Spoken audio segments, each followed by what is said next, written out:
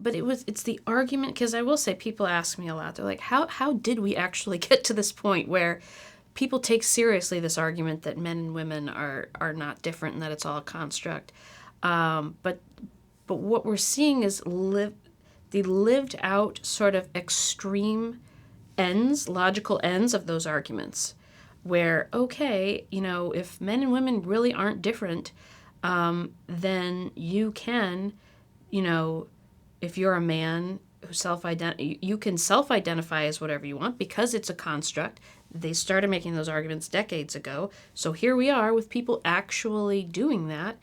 And then, people actually experiencing the realities of it, which is that they can be in your bathrooms, or they can demand to be in your rape safe houses, or they can compete on your sports teams. And, for example, Title IX was created to help rectify inequities in sports. So there was the understanding was that, ironically, it was created because of an understanding that men and women are different and that women's sports should be given attention because women are different from men, and we should carve out a space for them to compete athletically, and that these are actually great ways for young girls to get scholarships and to get into colleges.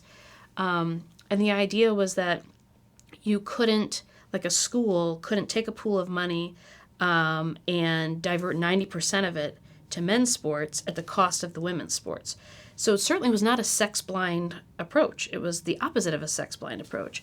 But then things got flipped around maybe 10, 15 years ago, where increasingly the courts said, no, when we say you can't discriminate on the basis of sex, it's not that, oh, you can't, treat the women's teams like junk and the men's teams well. It's that you actually cannot discriminate, like distinguish or differentiate between men and women. And that's where you started seeing that even when I wrote the book, I thought, this is crazy. How can this be true? But boys who self-identify as boys competing on the girls' sports, breaking their records, and then it was just like the dam burst, and then everybody's competing on everybody's teams, and it's a hot mess, and women are the losers. They're always the losers. I mean, men are harmed by it, but the cost is disproportionately borne by women.